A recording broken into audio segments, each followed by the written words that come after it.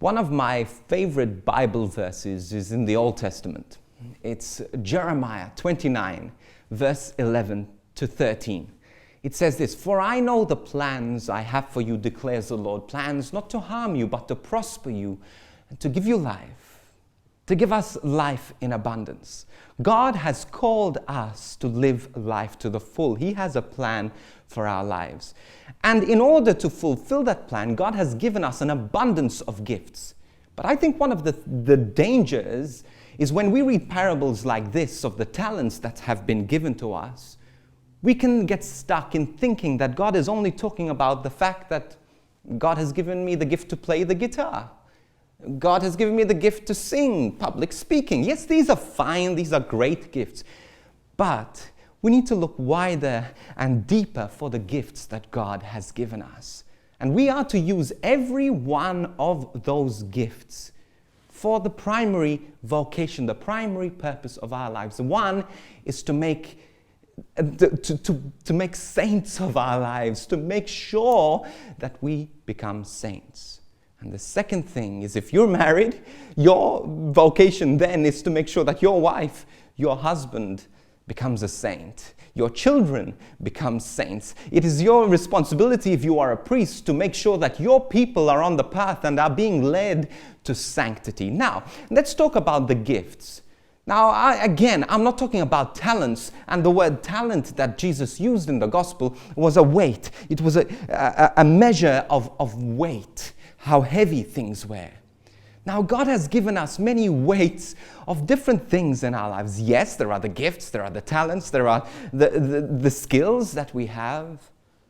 But also the gifts that God has given us is time, is energy, but also the not so positive things, suffering, sickness, pain, anxiety, the frustrations we have in our life. Have you ever thought that those could be used as gifts to make us and others holy?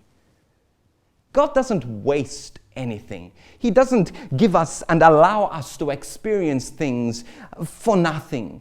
We can take these gifts and we can just squander them, use them for ourselves, to build ourselves up, to glorify ourselves.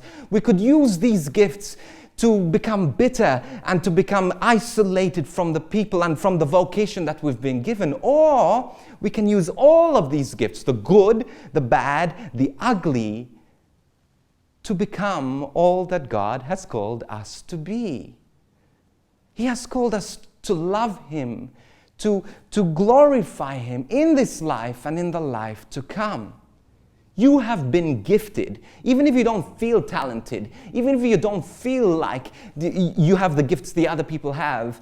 If you have life, if you have energy, if you have time, if you have family, if you have sickness and pain in your life, those too are gifts. Sometimes gifts we don't want, but they're gifts nonetheless. When was the last time you allowed your sickness to become an instrument to draw you closer to God? When was the last time you allowed someone who said something cruel to you, unkind to you? When was the last time you allowed that to become an instrument to draw you closer to the cross of Christ? God has showered us with gifts, and some gifts that we wish we didn't have. But they're gifts nonetheless. Now you can take those gifts and bury them and say, no, they're not from God. No, I will not use them. No, they cannot make me holy. Or you can take those gifts and point them up to God and invest them in the kingdom of God, offering them even in our suffering, redemptive suffering, drawing ourselves closer to the cross.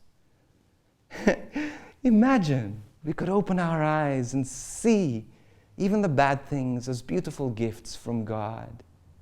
Now, I'm not saying that God sends suffering, and I'm not saying that God sends the anxiety, but what I'm saying is that we can, with God by our side, use everything for His good.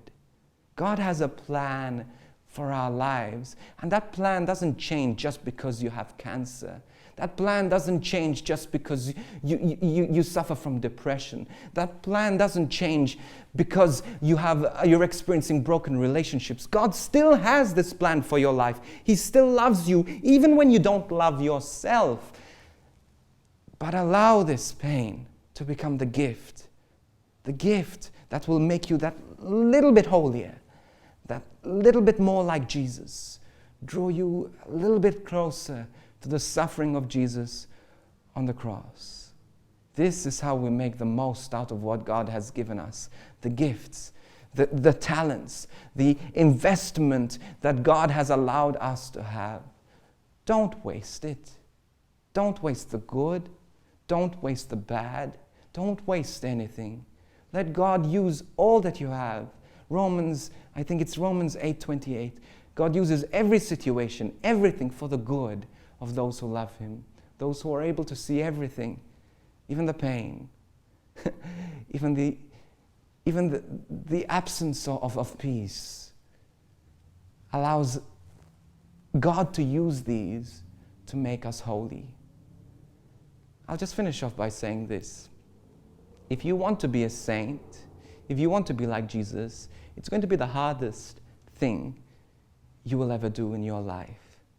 But I tell you this also, it is the most fulfilling, it is the most powerful, it is the most life-giving thing you can ever do.